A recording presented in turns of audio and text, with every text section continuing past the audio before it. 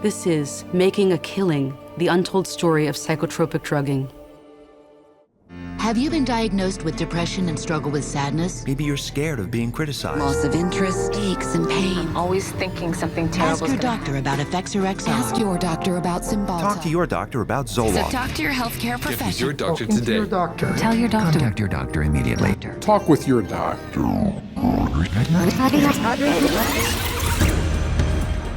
Over 40 years ago, leading psychiatrists met in Puerto Rico to map out their vision of the future. We see a developing potential for nearly a total control of human emotional status, mental functioning, and will to act. Their plan? To create by the year 2000 a range of psychiatric drugs regulating every aspect of human behavior.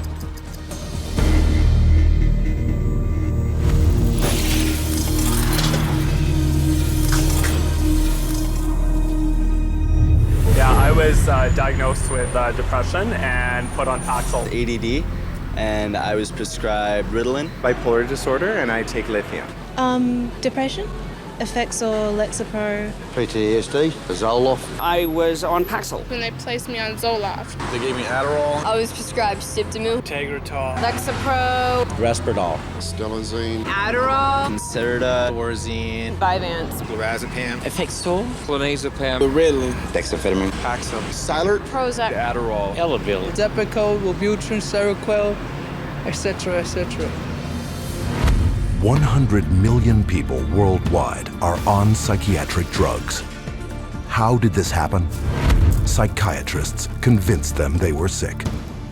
They want you to think you're diseased from birth, and that all those experiences of life, childhood and adolescence and teenage years and adulthood and being a senior citizen, that these are all various stages of disease. Because let's face it, we've all been depressed at one time. We've all been anxious at one time. These are normal emotions that we feel. Every emotional and spiritual problem is reduced to a label. And of course, all of those diseases require pharmaceutical treatments. This is big, big business. While generating a healthy income, claiming to be medical professionals, psychiatrists will freely confess that their profession is devoid of science.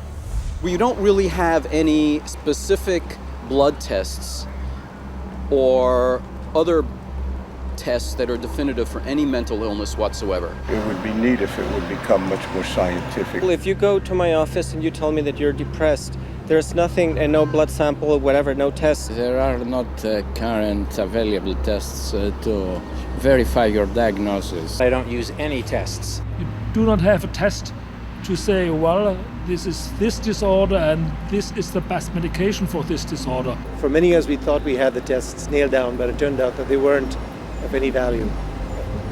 If you don't know what's causing the symptoms, then to give somebody something to alleviate the symptoms is close to impossible. By the time a drug's approved and it hits the general population, we don't know even 50% of the side effects that are involved with that drug. And these pills cause heart attacks and liver problems and immune system problems and lots of other medical problems. So you're playing with fire.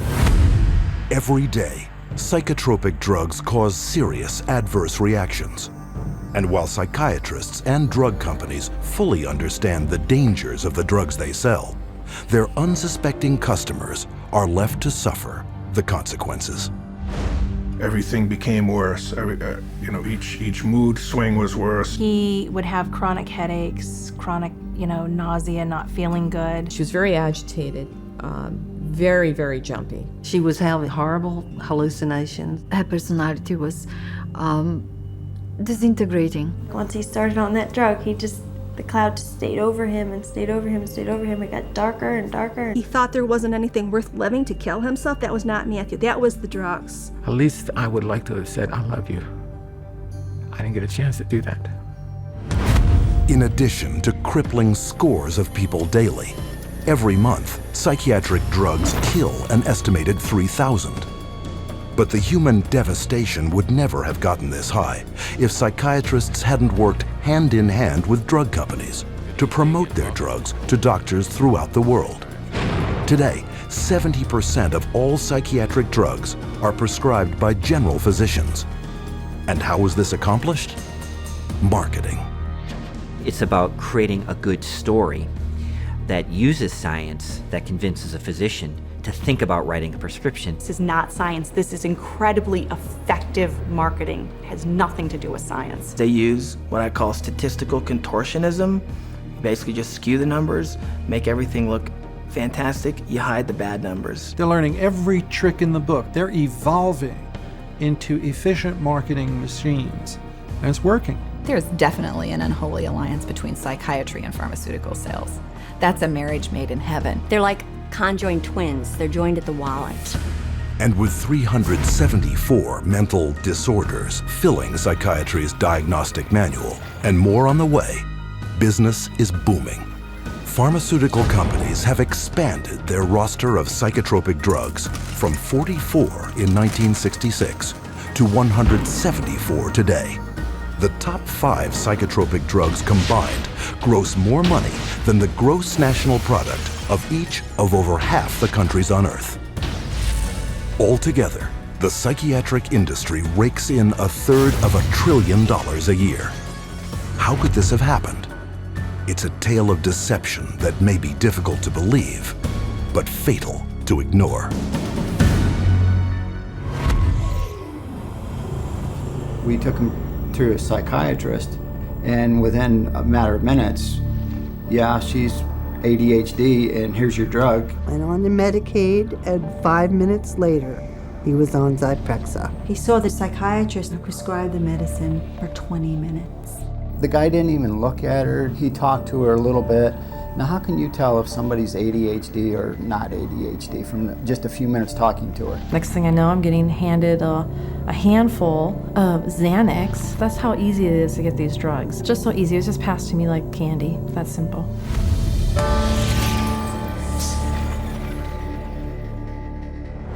If a person were to walk in off the street, sit down with a psychiatrist, the chances of him being prescribed a drug before he were to leave the office, I would have to put it at 100%. Psychiatrists prescribe drugs.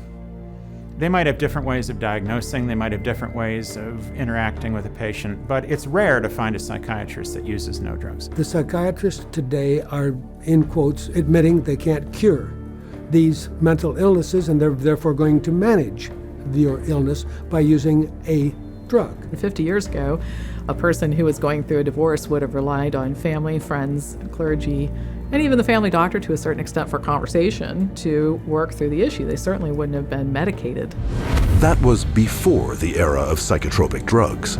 Psychiatrists, occupying the lowest rung of the medical profession, worked almost exclusively in mental institutions. With no cures, there was little chance they would ever be respected by the public and their peers as real doctors. Psychiatrists had for years been on the fringe of medicine. Typically, the standard doctor internist would have very low regard for psychiatrists because it was understood not to be a very clear science or art. Psychiatrists wanted to be viewed as physicians, as doctors. And in order to be viewed as physicians and doctors, the people they dealt with had to be viewed as patients. And if doctors dealt with diseases, then their patients had to be diseased. Psychiatrists had a wonderful opportunity, they felt, to become respected in the eyes of their peers. They raced to create a whole diagnostic book called the DSM, the Diagnostic and Statistical Manual, which was created by consensus. A group of psychologists and psychiatrists get together, and if they have made common observations, they have a vote and they now classify a new disease. And they give it a number and it graduates into the DSM classification. And it's a dangerous book. It's a book that has many disorders that could apply to any one of us because the disorders are not real medical diseases. And it's things that apply to nearly all of us at times. Are you afraid of meeting new people? Are you afraid to speak in front of a large crowd of people? Does it make you nervous to go and to talk to your boss about a complaint? You can invent a mental disorder based on a checklist of symptoms, and that is exactly how the Diagnostic and Statistical Manual, the billing Bible for psychiatry, works. Since the DSM's first edition in 1952, the number of diagnoses has steadily grown. From a slender 130-page booklet listing 106 so-called mental disorders, the DSM has bloated to a voluminous 886 pages. It is only through the use of this book that psychiatrists can diagnose, drug, and bill for services. In fact, the psychiatric industry currently uses the DSM to collect over $72 billion in private and government insurance money. The DSM is used to diagnose and then give a label, and the label is used for billing purposes. That's how they get paid. You have to have a term in the Diagnostic and Statistical Manual in order to then call it a disease and treat it as a disease and write a prescription for it. And so because they can vote it in, they can create, and then the drug industry can just take over and market their drugs for those new disorders. And those drugs were welcomed by psychiatry leaders because it made us real doctors. Of course, first the public had to believe that there was something wrong with them, and that that thing wrong was biochemical, and that that could then be treated by a drug which was supposed to cure all. And so it was relatively easy, I think, to say, well, look, let's start looking at mental illness as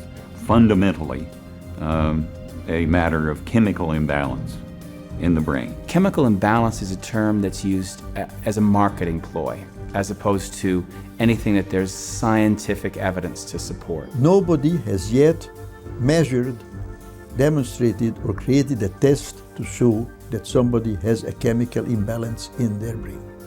Period. How do you market a drug that restores the chemical balance or corrects a chemical imbalance? How can you do that in good conscience if you don't even know what one is? The whole myth of the chemical imbalance was created to sell drugs. And while psychiatrists and drug companies have used this myth to make billions moving vast quantities of psychotropic drugs into the bodies of unsuspecting consumers, the public has paid the ultimate price. An estimated half of all Americans who commit suicide are on psychotropic drugs. Annually, psychotropic drugs are estimated to kill more than 2.5 times more people than are killed by homicide. And who is entrusted with protecting the public against these dangerous psychotropic drugs? In the United States, it is the Food and Drug Administration, FDA, whose psychiatric drug advisory panels are dominated by psychiatrists who shuttle between the drug industry, academia, private practice, and government, the so-called revolving door. The revolving door at FDA is one of the primary reasons why the system that we have works so poorly. That revolving door is a direct result of the fact that a group of people with the same mindset are put into positions of being regulators and in the position of being formulators and sellers and marketers. The panels that are formed by the FDA to evaluate these drugs, the psychiatrists who are on those panels, almost all of them have conflicts of interest where they have directly or indirectly received funding from the very industry and the very parties within the industry whose drugs they are evaluating. So there's this tight little relationship between psychiatry, pharmaceutical industry, and FDA where they each mutually support each other, and yet the mental health of the population does not improve. Take, for example, the FDA drug evaluation panel that approved the antidepressant Paxil. Every psychiatrist on that panel has had financial ties to the pharmaceutical industry. And these conflicts of interest have been rampant enough to prompt congressional investigation. When I check these advisory committees who make recommendations to the FDA, and they're always approved after the advisory committee, I found that there were conflicts of interest. I found that many of the people on the advisory committees had never filed a proper report on stocks and bonds that they owned that might be viewed as a conflict of interest, and they're by law supposed to do that. And this network of financial conflict of interest between psychiatry, the drug industry, and the FDA became even more entrenched in 1992, after passage of the Prescription Drug User Fee Act, also known as PDUFA. Through this bill, the FDA would be paid a fee of $100,000 per drug to ensure that psychotropic medications would be rushed through the approval process and into the hands of prescribers faster than ever.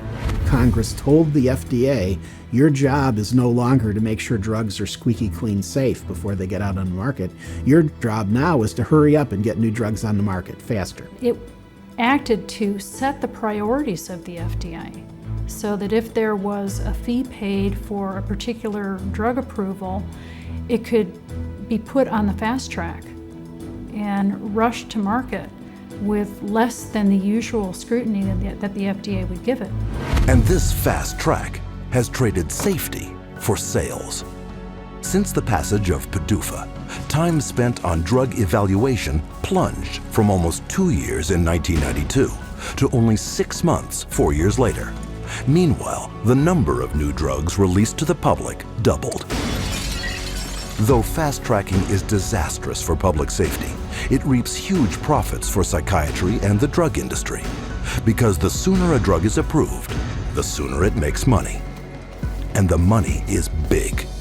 Every day, the average psychotropic drug grosses over $7.7 million. One drug, Zyprexa, rakes in almost $12 million daily. And even though FDA now charges over $1 million per new drug application, the pharmaceutical fast track shows no signs of slowing. If you look at the relationship between the FDA, the pharmaceutical industry, and the psychiatrists, there's some kind of game that they're playing there. And what is the game? Well, you could say it's money, definitely money. And when you follow the money, you realize that there is no money in health. There's big money in disease. That's why all you hear about is managing disease or treating disease. You don't really talk about curing disease. And so psychiatrists have become mainstream doctors in America, and that is because of the pharmaceutical industry. They can thank the pharmaceutical industry because they become mainstream and because they have a lot more money than they used to. And the drug industry can thank them because now they have thousands of soldiers in their army distributing these drugs to everybody. From the smallest infant to the oldest senior citizen, no one is immune from any of the hundreds of fictitious disorders invented by psychiatrists that fuel a multi-billion-dollar psychotropic drug industry. And every day, psychiatrists are casting their nets ever wider. And all it takes? Another psychiatric label.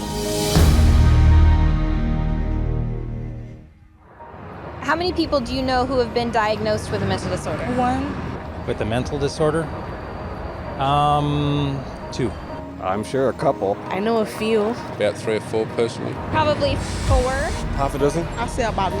At least a dozen. I'll bet I could count 15. 20 that I personally know. My oldest son is diagnosed. My mother was diagnosed. Kid from my childhood. My friend and ex-boyfriend. Just my grandfather and cousins. A friend of mine, friends. A sister, my neighbors. 2 friends. A girlfriend. A niece. 1 friend. My mother. All my friends, everybody I know.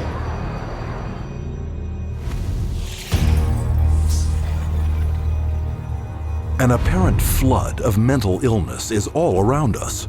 Where is this coming from? Psychiatrists, whose diagnostic and statistical manual can label anyone walking the earth today as mentally ill.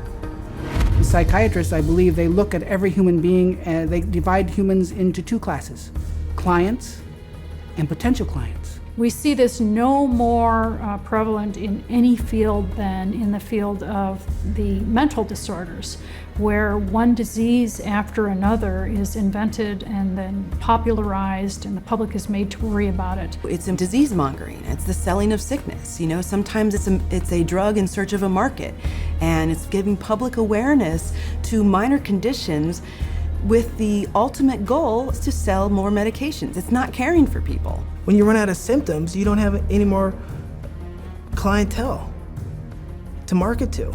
So you have to invent disease. And with psychiatric medications, you can invent diseases all day long.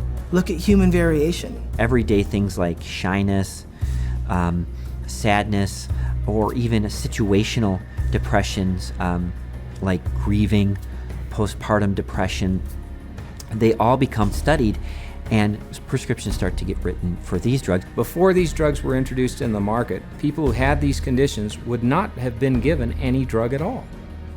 And so it is the branding of a disease, and it is the branding of a drug for the treatment of a disease that did not exist before the industry made the disease.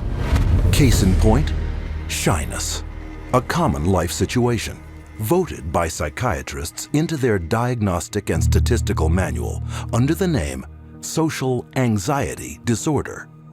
You know, people are nervous. Well, they come up with, say, social anxiety disorder.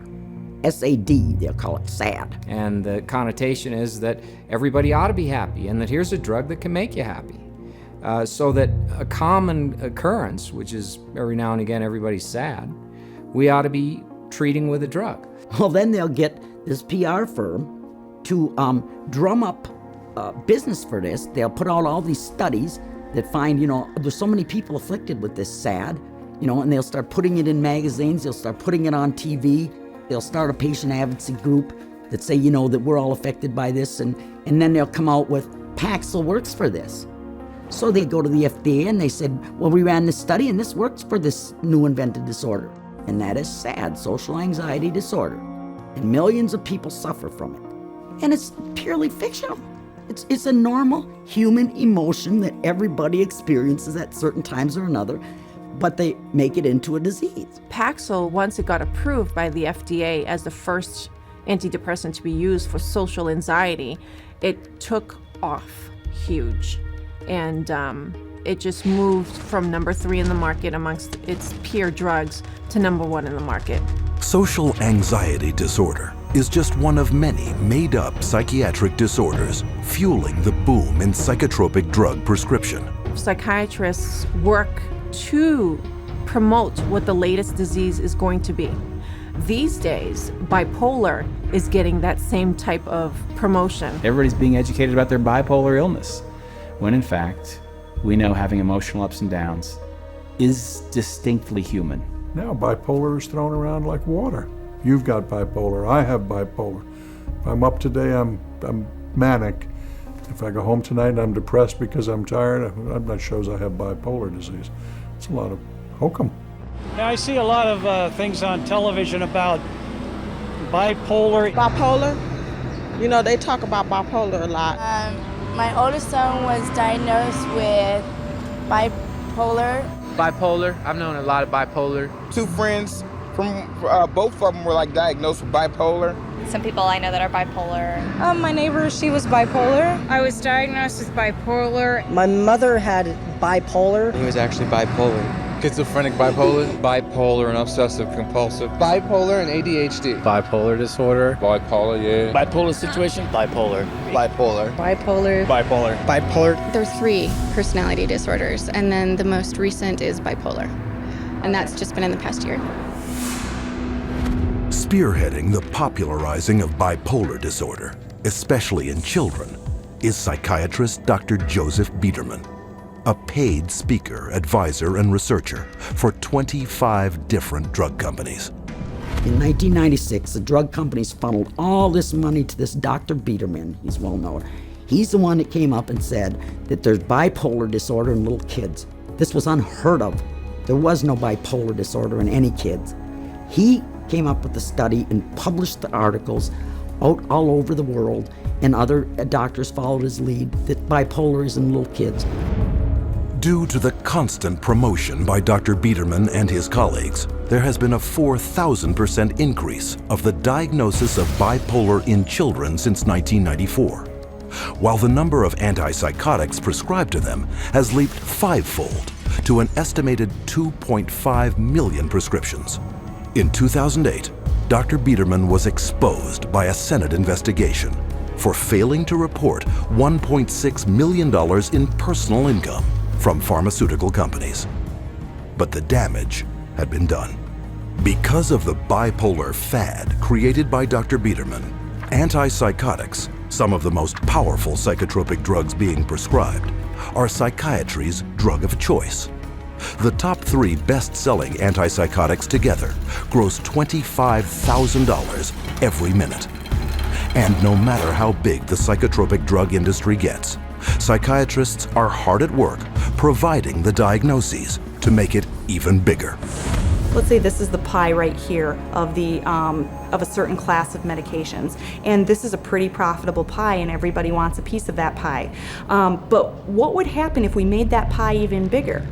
And how you make the pie even bigger is by expanding the uses for those drugs. They've already got a drug that's approved on the shelf.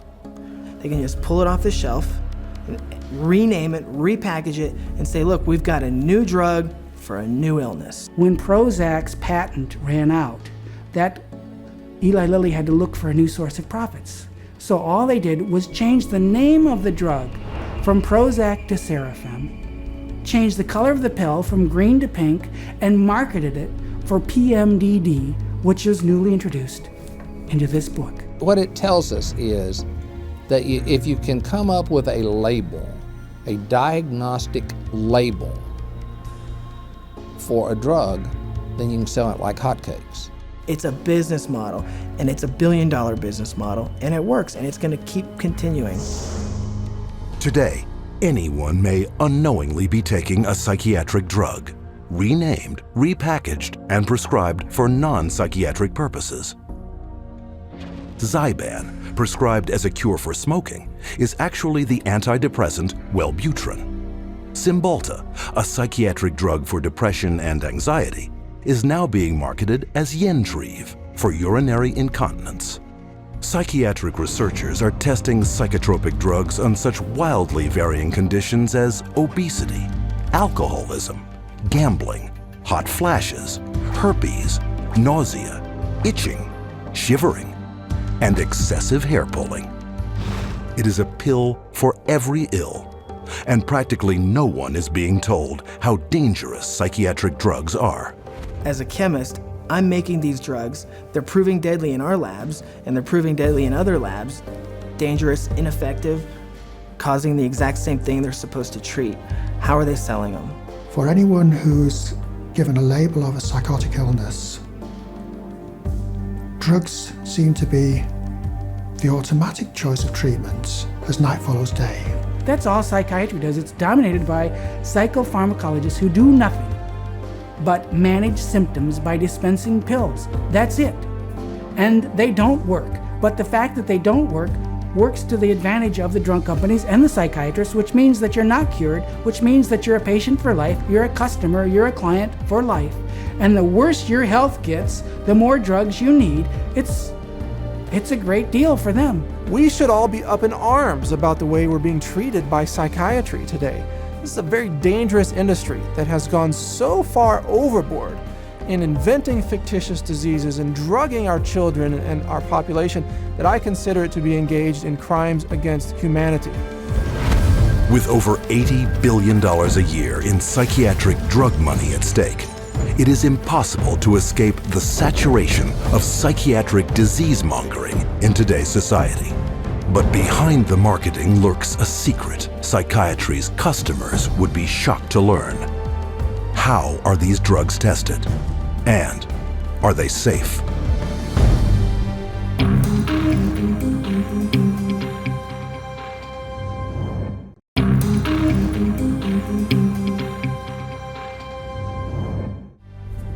No one knows precisely how these psychiatric medications act. We don't know if I give you a medication if it is going to work or not. There's not a great deal of scientific support for using them. I myself, I try to pick a drug whose side effects might be useful. You have to choose what is the best option. We don't have sure methods. There are no rules. Everything it's an art, really.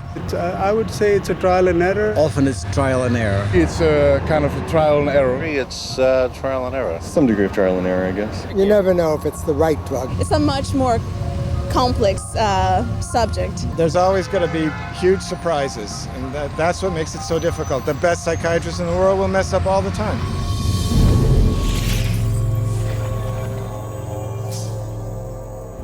The American public is being treated as a mass medical experiment. We are all being treated like guinea pigs by the pharmaceutical companies, the psychiatric industry, and the FDA. They are basically testing drugs on large parts of the population without really knowing what the results are going to be. It's a very dire situation that we're facing. We're talking about people's health and in many situations, people's lives. These are very serious issues. As dangerous chemical compounds, psychotropic drugs are tightly regulated by governments throughout the world.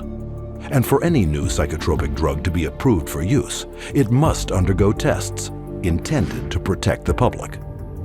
When a pharmaceutical company develops a new drug that they want to send into the market, what they do is they have to run it through clinical trials. They have to be able to provide to the FDA safety data to say this is a safe and effective drug. In clinical trials, psychiatrists are engaged to do the research. And we could bank on the fact that these psychiatrists are tied to the pharmaceutical companies. And a psychiatrist puts their name on there, they're seen as an expert. You're talking mental drugs, who writes them? It's psychiatrists. So that's how it works. It's a terrible system. The desperate thing about it is that it's all dressed up in the name of science. But it's not science at all, it's pure marketing. But they get away with it because it's called science. Where's the biochemistry? Where's the research? Where's the substantiation? And the answer is it vaporizes like mist in the morning. It's not there. When they design drug studies, they're only looking at the one thing they want to see. And they don't report all the other things that are happening. Case in point, the antidepressant Cymbalta.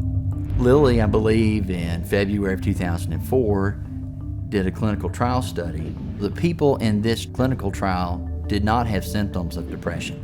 And in that clinical trial, there were 11 attempted suicides and 4 suicides completed.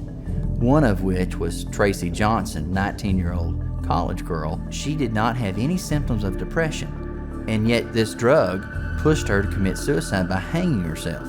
That shoots the theory down that they say that, people get suicidal because of the, underlying illness that people kill themselves, that these weren't suicidal people to begin with. These weren't depressed at all. These were healthy people. A slew of media coverage followed, but psychiatrists on the FDA Drug Evaluation Panel chose to ignore the death and went on to approve Cymbalta the following August.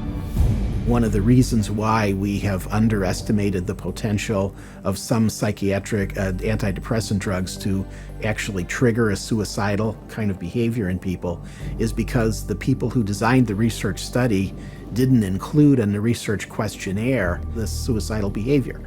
And then you can report that we had 0 incidents of this type of behavior among our subjects. And then the response is trumpeted as if there's something magical about it, when in fact what's happened is a whole statistical tap dance routine that violates good science. However, on the basis of that kind of phony trial, the drug can be marketed. Keep in mind that when a drug is tested in the clinical trials, it's only a very short period of time. The final phase of testing can be anywhere from 5 to 6 weeks. The longest of those studies was 8 weeks. The shortest was 4 weeks. So these are not long-term studies. I think most physicians and most people taking the drugs assume they're long-term, 1 year, 2 years, 3 year studies. They're not. They're very, very short studies. I find it pretty outrageous that we can base a multi-billion-dollar industry on a few 6 or 8 week clinical trials where antidepressant medications beat a sugar pill by a few percentage points. It is on the basis of biased research such as this that psychotropics with potentially fatal side effects are routinely approved by FDA panels for a lifetime of use. And how can this happen? Because drugs are big money, and FDA panels are dominated by those who benefit by approving them. The FDA panels that evaluate these drugs are largely psychiatrists.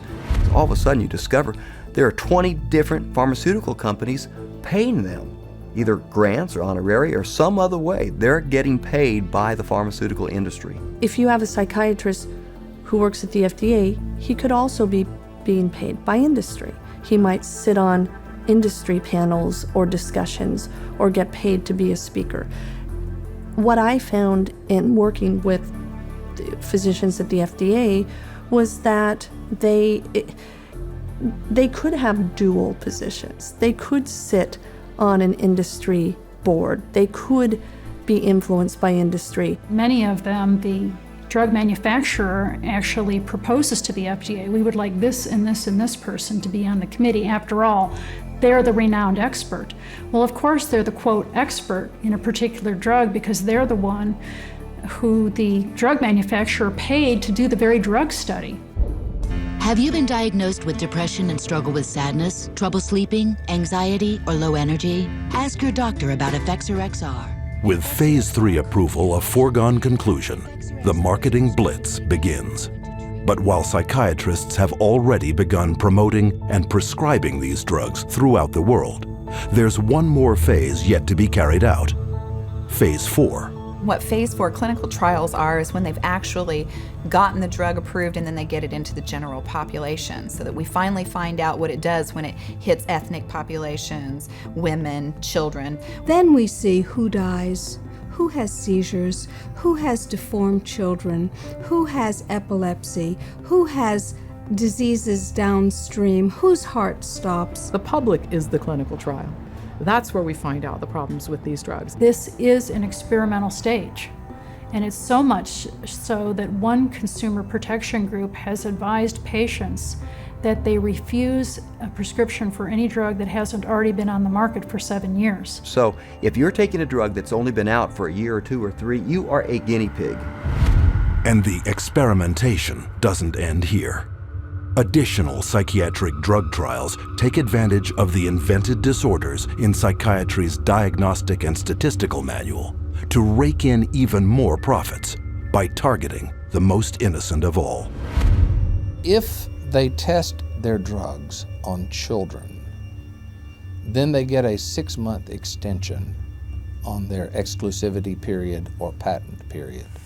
This Psychiatric Drug Research Center in Texas uses advertisements to lure in child volunteers. And once inside, they're further enticed with the simplest of tricks. This is where they're going to be playing. We have Game Boys, we have Xbox, we have 5 TVs. They come in here and they help themselves to crackers, cookies, free candy, free crackers. Everything is paid for. You don't pay for anything. But these perks are just bait to coax children into ingesting powerful psychiatric drugs known to cause suicide and violence in their own age group. These are drugs that would cost maybe several $100s a month in a pharmacy. They actually are getting them free in research. We love children, and we just love children because they're our future. By conducting those tests on children, they get a financial incentive that's worth over $1 billion. Those are the facts. You make of them what you will. Families don't know the risk. If they actually were aware of the risk and believed it, no one would take that risk. The psychiatrist would never, she didn't say one word to me about what was going to be the effects of the drugs. No side effects listed, no, well, let's sit down, we have to talk about this. At that point in time, he said, well, this doesn't have that type of reaction on any children, you know, that it's very safe. If he had told me then what I know now about it, I never would have taken it. She said, oh, Beth must have been on Paxil. That's the only way she would kill herself. And I said, well, what is this? How do people know this? I didn't know anybody would know something like that. And we went on the internet, and all of a sudden you find out it's not uncommon. But it's not uncommon for people to become psychotic on these drugs. We're entitled to know the truth before we give a mind-altering drug to our children, our wife, our mother, our father, ourselves. We don't really know what they're doing. That's what scares me. It's all made up theory. There are no facts about what these drugs really do. And if someone said, well, we don't know what this is going to do to you, good or bad, would you take that medication? Now that is not the practice of medicine. That's the practice of marketing. And this practice of marketing is taking lives. And the poor patient doesn't even know it. But in the testing and marketing of psychotropic drugs, money trumps safety.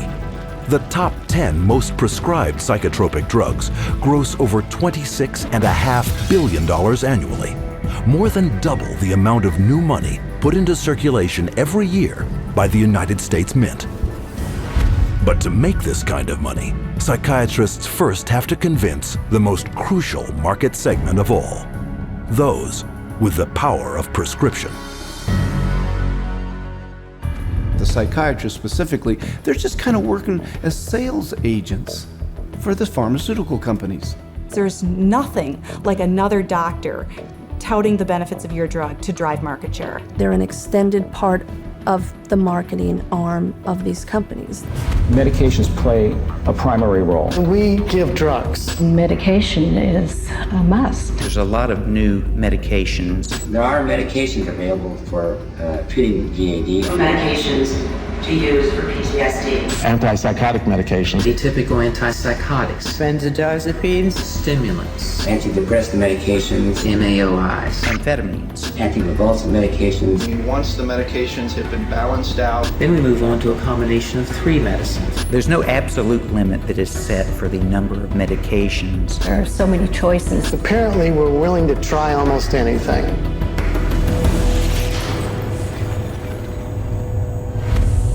Psychiatric drugs can't be sold without a prescription. So pharmaceutical companies hire psychiatrists to promote psychiatric drugs to their fellow prescribers. The money trail starts at the world's most prestigious medical schools, in the offices of highly influential university-based or academic psychiatrists. With their seal of approval, pharmaceutical companies make billions on psychotropic drugs. There are a lot of academic psychiatrists especially who have ties to 10 or 15 or 20 different pharmaceutical companies, and so they're making a very large amount of money. Whether they're professors or whether they work at big medical institutions, those drug companies will make sure that they've got them on the payroll somehow. They'll have this person feed this information to their other peers, but it's all being motivated through monies being funded by pharmaceutical companies. About 40% of the early stage marketing dollars for pharmaceutical companies go straight to these thought leaders, psychiatrists. These financial arrangements with so-called key opinion leaders are very lucrative.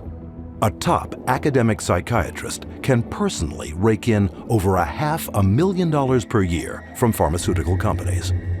These people are still considered the stars of their medical centers because they bring in all this great money from the pharmaceutical companies, and that helps keep the coffers of the medical center full. Universities receive a lot of money from the pharmaceutical industry. Drug companies are building buildings right next to the medical school. They're funding research right and left. The University of Michigan Depression Center received, I think it was $750,000 from Eli Lilly, and all they do down there is crank out this biological view of psychiatry and mental illness and depression. With academic psychiatrists collecting millions in drug money for their universities, it is no surprise that school curricula focus on psychotropic drugs. Training programs in psychiatry, the majority of them now are drugs first. You're really a psychopharmacologist in a way when you come out of a psych residency training program. Even when I went to medical school, psychiatrists did talk to patients. Now all they do is write a prescription and send them away. A psychiatrist is trained for one purpose, to administer psychiatric drugs. Academic psychiatrists don't just indoctrinate future prescribers. They also heavily promote these drugs to their peers. First, by creating clinical trial studies, passed off as unbiased research that push both an invented psychiatric disorder and the drug to manage it. These studies are planted in professional journals to be read by their colleagues and quoted in the media. But what readers don't know is that an estimated 50% of the time, these psychiatrists never took part in the studies. So if you go through a medical journal, you'll see page after page of advertising for bipolar disorder and treatment of using medications, or advertisings for depression and treatment of using medications, schizophrenia. So it's really everywhere. I remember just a couple of years ago, the first time I opened the journal from the American Psychological Association called the APA Monitor, and there was a multi-page ad, high gloss, very expensive, for Concerta, which is time-release Ritalin. I resigned from the American Psychological Association. I wasn't going to be part of this whatsoever. that's very hard when your major source of income is advertising and advertising placement, to write an article that's negative about a particular drug and expect that company to continue to buy ads in your medical journal. So that's a major issue. But psychiatric key opinion leaders aren't satisfied with filling medical journals with ghost-written articles. They also spread the gospel of psychotropic drugs at conferences in continuing medical education, or CME. Physicians and nurse practitioners and physician's assistants are mandated to take a certain amount of continuing education credits every year. Well, 70% of all continuing medical education is now funded by the pharmaceutical industry. That seminar is going to be taught by a professional who is employed by the pharmaceutical company.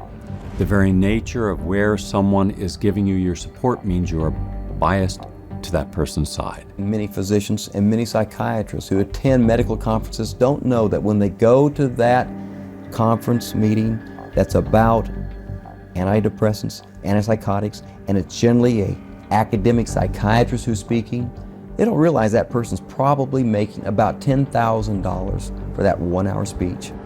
But you don't have to be an academic psychiatrist to get a piece of the pie.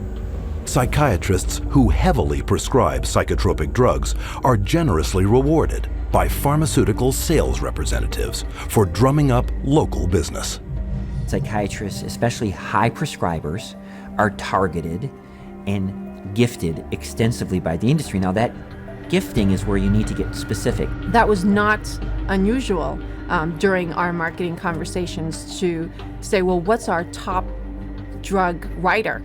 You know, who's the doctor that's prescribing the most of this drug? Well, you know, let's send them to the Kentucky Derby. We offered trips on some occasions to come out and hear a 2-hour talk, but it happened to be on a nice island in Hawaii. There were a lot of things that we did day in and day out to try to get the doctors to write our drugs, or in my case, to write for the psychiatric drugs. We did a lot of lunches and dinners, and we brought in speakers, and those speakers were obviously paid by us, and we would wave, renowned studies at them from renowned journals. But of course, we would never say that these studies were paid for by our company, and that it was written by a ghostwriter who was paid by our company, or that our company tends to do a ton of advertising within that particular medical journal. We would never say that. With over 300 million psychiatric drug prescriptions written every year, high prescribing psychiatrists are richly rewarded for opening up new markets. They receive up to 25% more pharmaceutical money than any other medical specialty, an average in one state of more than $45,000 per top psychiatrist per year. Psychiatrists get more kickback from the pharmaceutical companies than any other branch of medicine. The profession of psychiatry couldn't keep its journals afloat, couldn't keep its conferences afloat, couldn't keep its organizations afloat without money from drug companies. The drug companies really have psychiatry in their pocket. Due to the ceaseless promotion by psychiatrists, psychotropic drug prescription has permeated not just psychiatry, but the entire medical profession. But this promotional campaign has a second prong that lines the pockets of psychiatrists more than any other. And this one directly targets you. Abilify helps control symptoms of bipolar mania. Ask your doctor about Effexor XR. Paxil, the most prescribed medication of its kind. Prozac Weekly is here. Zoloft, a prescription. Seraphim, PMDD. And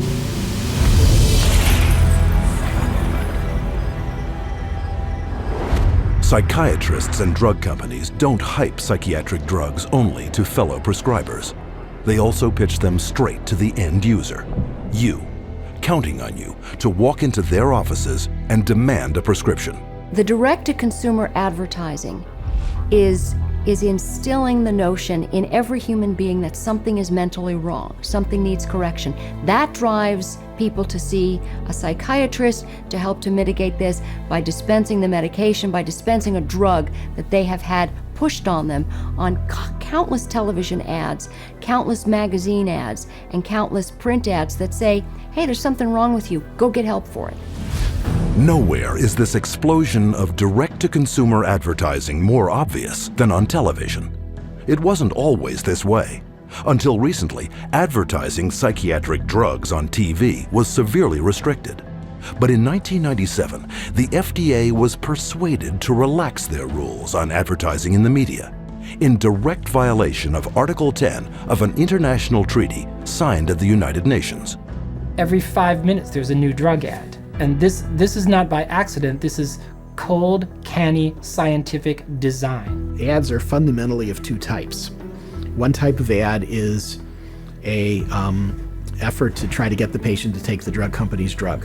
Abilify helps control symptoms of bipolar mania and reduce... But then the second kind of direct-to-consumer advertising is the "you're sick and you didn't know it" advertising. You could be suffering from generalized anxiety disorder. Because they want to create sales, so what they're going to do is tell people, do you have these symptoms? Do you have this disease? Do you have this particular condition? But they hit it so hard on television that people say, ask your doctor, ask your doctor. Every commercial is a referral to the doctor. See, they're working for each other. Ask your doctor about Cymbalta. Depression hurts. Cymbalta can help. I can go to my doctor and say, here are my symptoms, and walk out with the prescription I want. I can ask for a drug by name, and most of the time I'll be given the drug. So basically I'm my own doctor. The industry defends what it's doing by saying this is some kind of public health education campaign. And I'm sorry, I think if you go to an advertising agency, you're advertising. From the start, advertising psychiatric drugs on television has been phenomenally successful. In just the first 3 years, sales of psychiatric drugs skyrocketed by 250%. With grosses now hitting record levels, the drug industry is spending $2.9 billion a year in TV advertising alone. They got a cash cow. Zero refill means you've got to go back to the doctor for another consultation, for another subscription, and it just goes forever. This is business. This is money. Some direct-to-consumer marketing is camouflaged as public information. Psychiatrists regularly appear in the media, warning the public of the latest mental illness epidemics and hawking their latest breakthroughs. They write articles planted in newspapers and magazines that further their mental health awareness campaigns. Even patient advocacy groups claiming to offer unbiased information on psychiatric drugs are, upon closer inspection, pharmaceutically funded front groups managed by psychiatrists. They were started specifically by the industry themselves, and the public isn't informed of that. It's basically a great big lie to the public that they think they're going to a charitable organization that has their best interest at heart. Case in point, children and adults with attention deficit disorder, or CHAD, the biggest and most well-funded front group for the makers of stimulant drugs. Stephen Plog is a former CHAD executive.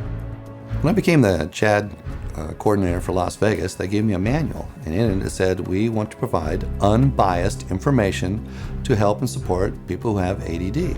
For the next 30 days, we put 22 parents and their kids on a program with lab tests to find out what their causes were, eliminated their causes, they got prescription-free, medication-free, side effect-free, and they got better with their self-esteem, and they became actually happier, healthier, and more successful. CHAD found out about this, called me up and says, we do not allow people to talk about nutrition in any of our seminars. We only prescribe going to a psychiatrist who will only prescribe drugs and therapy.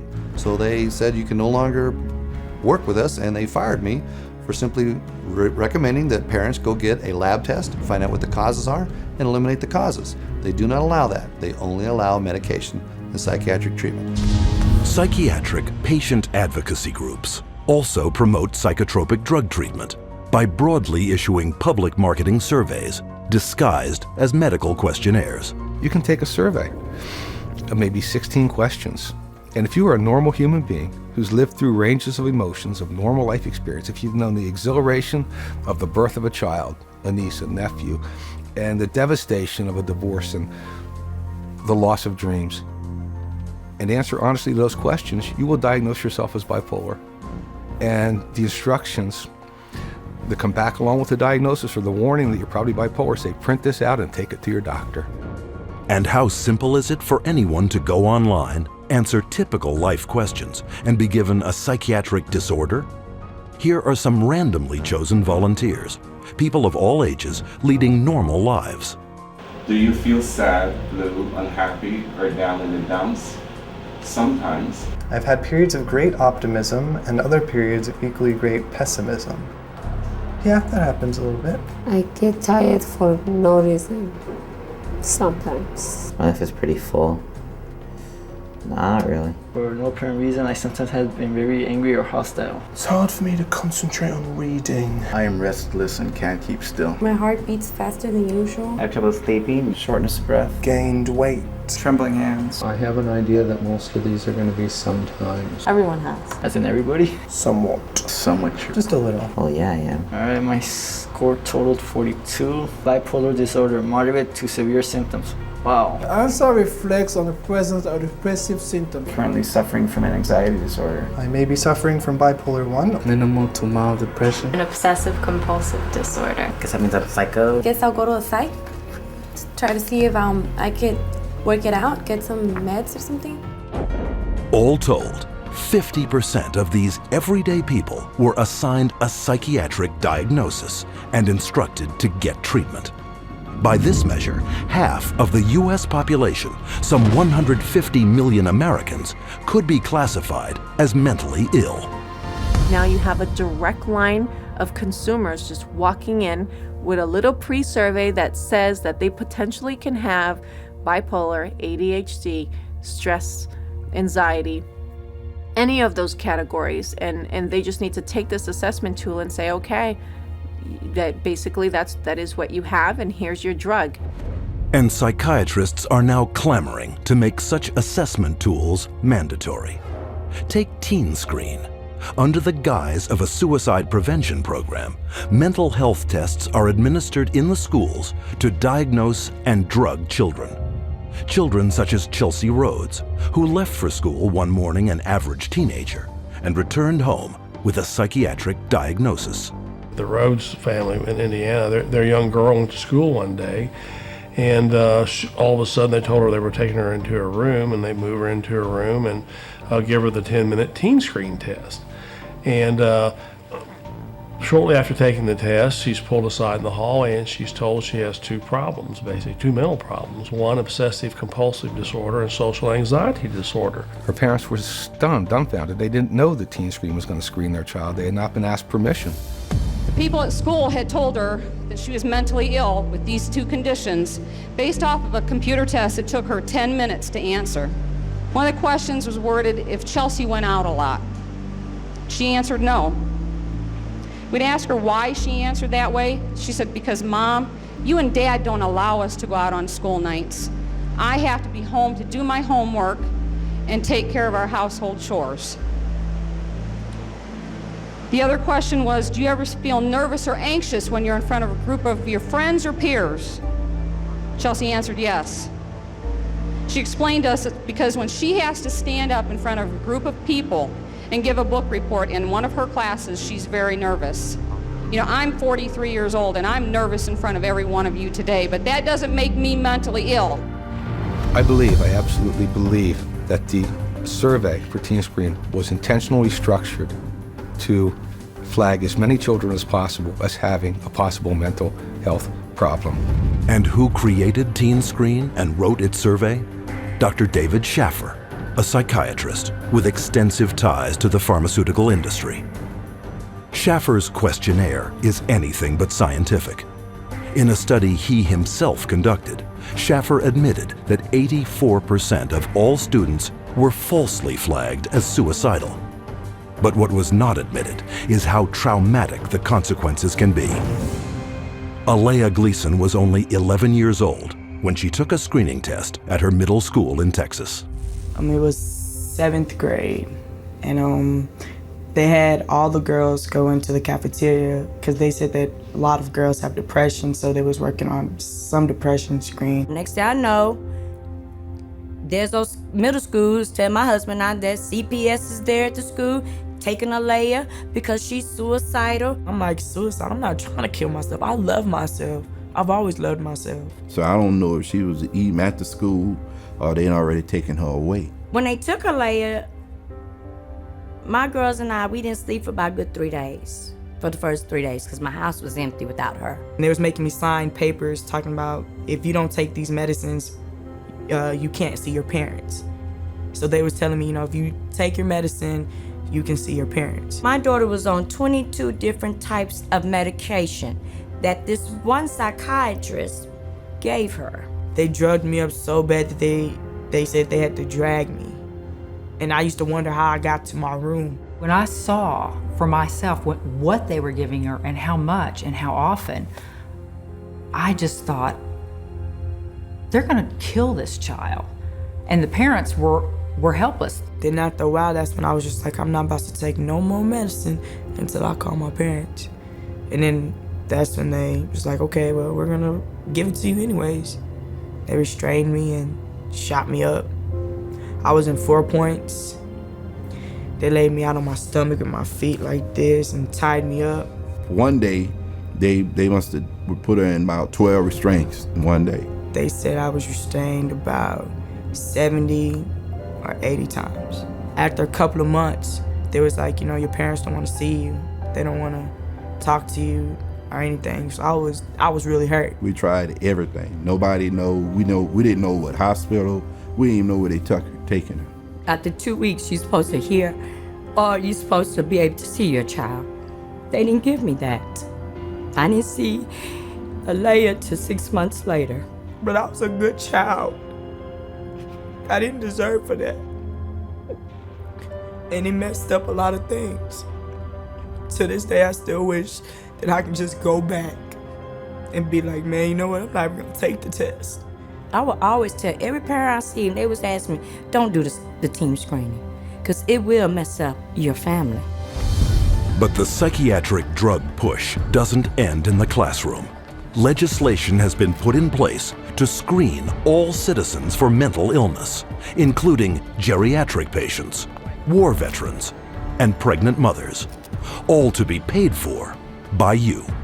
Psychiatrists benefit from both ends, from the pharmaceutical end for being paid to write the prescription, and then from the patient for being there to receive the prescription. It's an industry that cannot allow the human condition to go unmedicated, and I think this is where the problem begins. The pharmaceuticals and the psychiatric community are in a cleanup, and that's what it's all about. It has nothing to do with helping our kids or, their mental health. It's all about money. Today, drug companies spend over $5.3 billion a year marketing prescription drugs, almost 9 times more than a decade earlier. The result? Worldwide sales of psychotropic drugs have soared to $80 billion. And all while psychiatrists willfully ignore the vast human tragedy they are creating.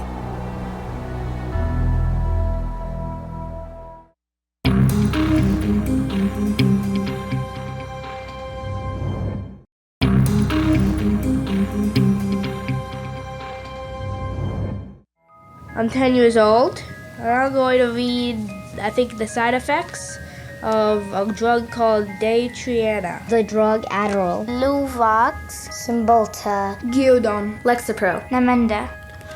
I have a question. Where do I find the side effects? How do I read it if it's so small? Just a bunch of letters squished together. I can't read this. This is the side effects of the drug. Side effects. Stroke. What the heck? Speech disorder. Eye disorders, vision blurred. Dry mouth. Nervous. Tremor, dizziness, delirium, and coma. Tardive dyskinesia. They experience worsening of their depression. Aggressive reaction. Paranoid reaction. Psychosis. Serious cardiovascular events. Other serious heart problems. Heart failure. What? Suicidal thoughts. Suicidal thinking and behavior. Increases the risk of suicide. An increased risk of death. Sudden death. These guys must be kidding. Wow. This is a guess.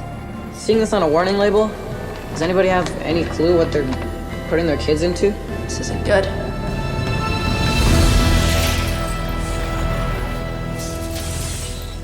No drug has side effects. They're all effects. side effect is just a way that doctors explain away the effects that they don't like or you won't like, but they're effects. We name them side effects because they're an unintended consequence. The antidepressant drugs not only don't make you happy, they have all kinds of negative effects on the system as a whole. These drugs are absorbed and distributed throughout your entire body, so they have side effects through all of your tissues and organs, including your liver and your kidneys and your nervous system. They destroy the brain, the neural net. They literally kill brain cells and cause all kinds of brain disorders. That's why we have they're not side effects, they're direct effects. But while psychiatrists continually downplay the multitude of severe health risks to the public, candidly, they had no problem admitting them to our cameras. I think I tell them the main side effects. I don't tell them every side effect because there are so many possible side effects. I would say the majority of patients experience some side effects. People get side effects to every medication you try. They all have side effects. All kinds of side effects, lots of side effects. Physical feelings of sickness. Headaches, insomnia. So then they have a little trouble going to sleep. Drowsiness. Sedation is very frequent. Restlessness, appetite stimulation, neurologic side effects, tremor or muscle spasms, stiffness, weight gain, obesity, weight gain and stuff like that, decreased performance of sexual functioning, sexual side effects can happen, sexual dysfunction, etc. I've never had anybody die or anything, but I've had people faint and stuff, and it's really sort of unpredictable. You name it, and it can be a side effect. And why can't psychiatrists predict what adverse reactions you will get? Because not one of them knows how their drugs work. At least with street drugs, people know that they're dangerous, that they should be off of them. With pharmaceuticals, people are told they're safe to take every day. But far from being safe, psychotropic drugs are increasingly being exposed as chemical toxins with the power to kill. Some of the side effects that have become of concern lately are suicide, increased risk of suicide, increased risk of homicide. These aren't people that were horribly depressed when they were given a drug. These are people who are given a drug for social anxiety or difficulty sleeping or mild depression and then become suicidal. And so when they become suicidal and they kill themselves, what the doctor does is go back and say, oh, well, it's because they were depressed. The label itself, the disorder, is what is blamed for the side effects, when in reality, it's the drug that is causing the side effect. It is the drug that is the problem. Drugs such as the antidepressant prescribed to Woody Witzak, who took it not for any mental complaint, but to help him sleep. My husband and I, Tim, his nickname Woody, we were married just 2 months shy of 10 years, so we've had a long life together. And Woody was a guy who was healthy. He was a big runner. He's never had a history of depression or any other so-called mental illness. He was given Zoloft for insomnia. I find Woody one night completely sweat through his shirt in fetal position, kept going, Kim, you gotta help me. I don't know what's happening to me. It's like my head's outside my body looking in. Kim, help me, help me. We did breathing, listened to music, prayed, anything to calm him down from this head outside his body feeling. And a week later, he was found dead hanging. A guy who loved life. Psychiatrists claim their drugs save lives, but according to their own studies, psychotropic drugs double the risk of suicide, with one increasing the risk by a factor of almost 7. As a pharmacist who has been studying the problem for the past 7 years, I do see a glaring connection between the high use of these psychoactive substances and the rise of violence. If people knew that the mechanism was not known of these drugs, that they could cause, if there's a real chance for them to get a homicidal tendency or even suicide, if you take the drug, there's a chance you may want to kill yourself. And I could repeat probably a dozen other examples of significant self-inflicted harm or significant violence to others in patients who had never had that experience in their adult life. Patients such as Wyoming grandfather Donald Schell. Donald Schell was a man in his 60s, a gentleman, a family man, a funny man, He had had periodic episodes of depression, but never any real serious mental health issues, and became depressed, had a down period, went to a general practitioner and was given Paxil. 2 days later, he shot his wife, his daughter, his 9-month-old granddaughter, and then himself. The first question the jury was asked, very telling question, can Paxil cause some people to commit homicide and or suicide? To which they answered yes. Donald Schell was on Paxil for only days before his murderous drug reaction. But long-term use of psychotropics has also proven to create a lifetime of damage, an unwelcome fact ignored by psychiatrists. In the long run, the side effects may actually be worse than the original condition. I don't think the average patient has any idea that the long-term use of this drug is now associated with very serious diseases, with diabetes, with kidney failure, with tardive dyskinesia, a movement disorder that's very serious and permanent and irreversible. And as psychiatrists spread their lucrative game of psychotropic drugging further and further into society, children have become the latest and most tragic of casualties. Rebecca Riley, 2.5 years old, they diagnosed her with bipolar disorder and ADHD. They had her on an antipsychotic, they had her on a heart drug, they say, for ADHD, and they had her on an anti-seizure. And then one other one for side effects. 4 drugs at 2.5 years old. She can't even zip up her own pants. She's like a little rag doll. The school nurse, 2 teachers, the principal, the social worker, all said they never seen any behavior in this little 4-year-old girl that would warrant these kind of medications. And all specifically called this doctor and said, please take her off these. She died at a little over 4 years old. This little girl that didn't have a chance, and the psychiatrist just let her. Instead of standing trial and facing prison time, Rebecca Riley's psychiatrist, Dr. Keiko Kifuji, hasn't even lost her license. One might well ask how psychiatrists get away with it. The answer lies in a legal concept known as standard of care. The standard of care is based on what do other doctors do? What would a reasonable physician do in this situation? And the reality is that what most physicians do is prescribe medication. So the standard of care now has been implemented to where you can get away with, if you're a medical doctor, psychiatrist, you can get away with murder.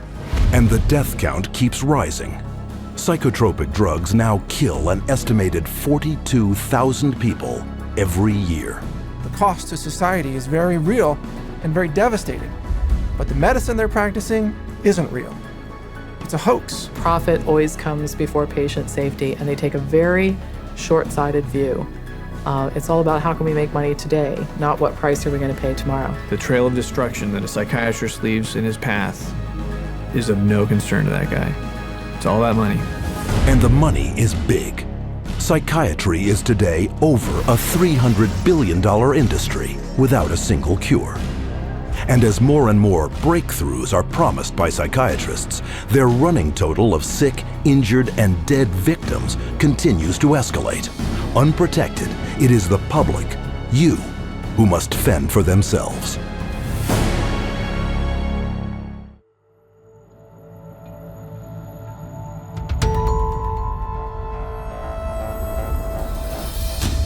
Founded in 1969 by the Church of Scientology, the Citizens Commission on Human Rights investigates and exposes psychiatric violations of human rights.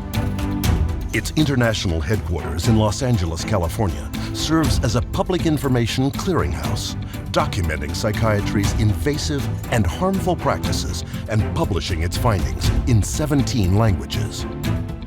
CCHR has distributed more than 12 million copies to healthcare professionals, government officials, educators, and business leaders around the world. While the documentaries and public service announcements it's produced have appeared on television and across the internet, informing nearly 200 million people with the facts about psychiatry and psychotropic drugs. CCHR International also operates a hotline to provide free assistance to individuals who find themselves caught up in the mental health system. What is today a global human rights movement began more than 30 years ago with a fight for the freedom of one individual, Victor Ghiori, forcibly committed to a Pennsylvania psychiatric hospital. The hospital psychiatrist claimed Ghiori was babbling incoherently and diagnosed him a paranoid schizophrenic. But Ghiori wasn't insane. He was speaking Hungarian. CCHR filed a lawsuit against the hospital and its abusive psychiatric treatment. Their defense of Ghiori was so tenacious that in the middle of the case, the psychiatrist running the hospital stood up and announced, "We want nothing more to do with Victor Ghiori." Securing Victor Ghiori's release was the first of thousands of cases championed by CCHR. In apartheid South Africa, CCHR exposed secret psychiatric work camps where tens of thousands of Africans were imprisoned, drugged, electroshocked, and then farmed out as slave labor. When apartheid ended, CCHR presented testimony to South Africa's Truth and Reconciliation Commission, resulting in a government inquiry into psychiatric racism. In Australia, CCHR exposed a psychiatric practice called deep sleep treatment. Patients were given a cocktail of barbiturates and psychiatric drugs. They were then given electroshock treatment, sometimes twice daily, without their knowledge. Deep sleep treatment caused 48 deaths and damaged hundreds more. CCHR investigated it, exposed it, and fought until deep sleep treatment was banned and its victims compensated. In Italy, CCHR, working with legislators and the media, conducted raids on psychiatric hospitals, the conditions of which were barbaric. CCHR persisted until those institutions were closed. In Japan, CCHR exposed patient abuse and the financial crimes of psychiatrists and hospitals, defrauding the government and taxpayers of millions. The guilty were convicted of fraud, and patient protections were implemented. And in the United States, CCHR uncovered a billion-dollar fraud in the nation's largest chain of private mental health facilities. 600 federal agents conducted raids across 20 states. Dozens of prosecutions ensued, millions of dollars in fines imposed, and the entire chain of corrupt hospitals was permanently closed. And the list goes on. In Australia, France, Germany, Hungary, and the United Kingdom. CCHR has not only been responsible for closing thousands of abusive psychiatric facilities, but at the same time, they have restored patient rights all over the world. And it was CCHR that sounded the alarm about the dangers of psychiatric drugs, resulting in public warnings about their use, such as in Europe, where its medicines agency slapped antidepressants with suicide warning labels. South Africa, where the government now warns elderly citizens about the risks associated with taking antipsychotics. And the United States and Mexico, where thanks to CCHR's efforts in promoting the Child Medication Safety Act, parents can no longer be forced to give their children psychotropic drugs. All told, CCHR is responsible for nearly 200 laws and 300 official drug warnings, safeguarding the public from the dangers of the psychiatric-pharmaceutical industry. Wherever and whenever psychiatrists abuse human rights, CCHR takes its message to the streets. From the United States to Japan, and from Canada to the United Kingdom, members of CCHR lead marches to secure the protection and freedom from psychiatric abuse for everyone. Today, CCHR has over 150 chapters in 30 countries, with thousands of members joined together to defend human rights against psychiatric abuse. It is a fight that will continue until psychiatry's abusive and coercive practices cease and human rights and dignity are returned to all. If you need help or to report psychiatric abuse, go to CCHR.org.